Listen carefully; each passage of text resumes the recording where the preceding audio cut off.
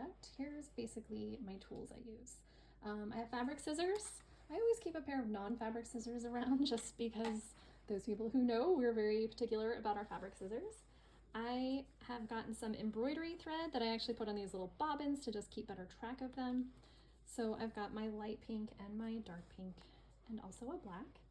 I have some various sequins that I'm going to use for this sequin stitch along the top of the shrimp here.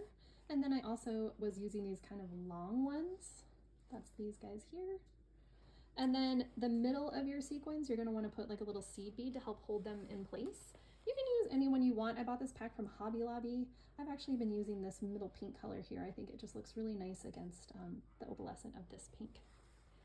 You're going to need some beading needles for when you're doing your sequins and your beads. They have a much smaller eye on them, and you'll really only need, you'll see I've been doing some here. It's a very small beading needle with a small eye to do those sequins. When you're just doing your embroidery, you can use some regular embroidery needles, or when you're attaching the front and the back together. Okay, so let's assemble our shrimp. The first thing you want to do is take your cut pieces and stack them all up. The reason you want to do this is it just helps verify that everything is facing the same direction.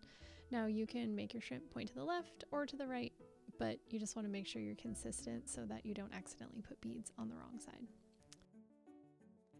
Anytime that we're beading, you want to make sure that you only use one strand of your embroidery thread, so make sure to separate that. That way it will fit through both your beading needle and the beads that you are attaching. So with your black thread, you're going to tie off the back, and then you just want to make sure that you bring up your needle through the spot in your shrimp where you want your eye to be. You can mark that with a pen ahead of time or just kind of go for it. You'll see here I actually put on one bead and I attached it twice, going through the bead a second time, just because it's that bead all by itself. I didn't want it to come loose. Once you're done with that, you can tie it off on the back and you're done with the black thread. All right, when we're ready to work on the body of the shrimp, the first thing I do is make lines to indicate where the segments of the body go. I prefer the air drying marker that you see here, A, because it's red on the pink background, so it doesn't stand out as much, and B, it will just go away on its own as it dries. It just disappears, so then it's not as hard to go back and erase those lines afterwards that you would have to do with the water soluble one.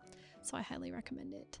Now, the goal with these sequins, as I mentioned, it's really to add some sparkle and fun to your shrimpy shrimp, but if you want to make the segments line up, that's what the goal is here. We're trying to just sort of outline where each segment goes. I always start with the bottom left kind of section, makes sort of an L shape and go up along the line of the segment and then back down on the inner side before moving next segment. As a reminder with sequins, again, you want one thread on your beading needle. You'll come up through the felt, add a sequin onto your needle in sort of the convex shape so that it's sort of a cup facing up once you have it on your needle, and then you add a seed bead. Once you push those down against the felt, you'll go around the seed bead and back down through the center of the sequin, and that is how you will attach it. You'll continue on until you add a nice amount of sparkle to each bit of the body until you get to the end. So once you're done with all of your beading, again, I like to stack things up, make sure everything's facing the same direction. You're also getting ready to assemble your shrimp, and as you stack it, you want to make sure those little extra feet get sandwiched in between.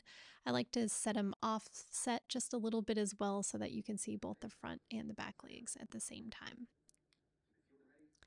Now, for most uses of the shrimp, if it's garland or a Christmas ornament or other cases where it's laying up against something, you really only need to make the sequined pieces on one side of the shrimp, and it'll just have a flat back. Now, in this particular video, I am showing how to do a double-sided one so that the sequins are on both the front and the back of the shrimp. This is a good use for if you want it to dangle somewhere where you're going to see it from both sides, like perhaps a rear view mirror or something of that sort. So you'll see here I actually made 2 copies of the top piece, that light pink piece. do be careful to notice which direction each one is facing because you want to mirror that back piece, the side that you put the sequins on. Once you have both pieces sandwiched with your essentially your back piece, the dark pink in the middle now, as well as those extra set of legs, you're going to do a whip stitch to connect everything together. Now, using the light pink thread, I like to start in that corner up by the chin there, as you can see, and you do a couple whip stitches just to get everything attached. Make sure you go through all of the layers all the way through the back light pink as well. Now, along where the legs are, you'll actually want to use a running stitch or a straight stitch so that you don't have to wrap around the edge since the legs are there. Just making sure that you go through all the layers of the felt and the legs will be firmly attached. Now, the rest of the shrimp is a whip stitch around the edge, stopping at the tail to do a running stitch there as well. Now, once I've gone around the edge of the tail there and started to come back up that first segment, this is where I usually pause and add a little bit of the polyfill. Now, again, you do not need to put very much in there. It's just to give it a little bit of three-dimensional look, but if you put in too much, it'll be too tight and it will be hard to finish sewing it. So just a little bit is all you need. I like to use a chopstick type tool to push it down into areas that are small. I'm actually making this particular shrimp to hang from a rear view mirror, so I am adding a hanging apparatus here in the middle before I stitch it shut. As you can see, I just am using some twine, I tied a knot in it, and I actually stitched it right onto that back layer, the dark pink. And then I will continue to whip stitch the light pink around, taking care to just sandwich that thread sticking out from where I've attached it. And you will just continue with that whip stitch all along the light pink on the spine of the shrimp, making your way back up towards the head.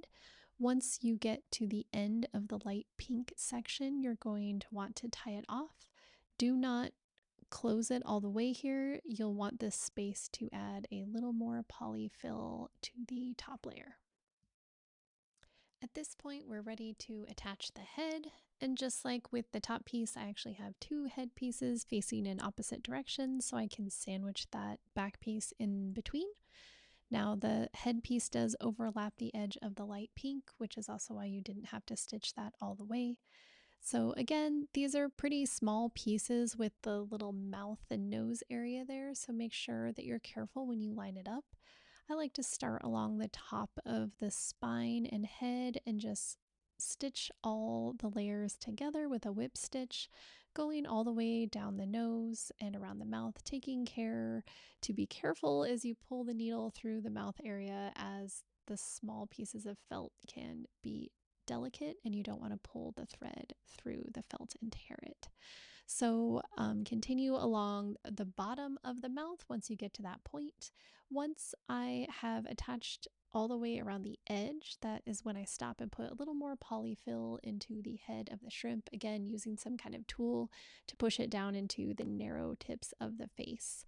At this point, I do a running stitch, not pulling it too tight to attach the last little bit of the head to the body, but not pulling it too tight as you don't want to pinch the center where the polyfill is. Okay, so the last thing we have to add to our shrimp here is our antenna. Now the antenna uses all 6 strands of a piece of embroidery thread, so cut yourself a new piece of embroidery thread, probably about 4 to 5 inches in the end, depending on how long you want your antenna. You will need to use a bigger sized embroidery needle so that all 6 strands will fit through the needle eye, and probably a threading tool just to help you get it in the eye of the needle. Once you have that on your needle, you will just decide where you want your antenna to be. I put them near the spine of the shrimp, just back from the eye a little bit, and your needle will go straight through from the front to the back, pulling it so that it will come out around the same spot on both sides. And then you'll just even it out and tie the other end, clipping it shorter if you left your thread too long, and your shrimp now has his antenna. Now in this video, I did skip over adding the beads to the tail, but the instructions for that are in the PDF, and they add a nice sparkle to the tail of the shrimp as well. And you'll see here that this is the completed and double-sided shrimp.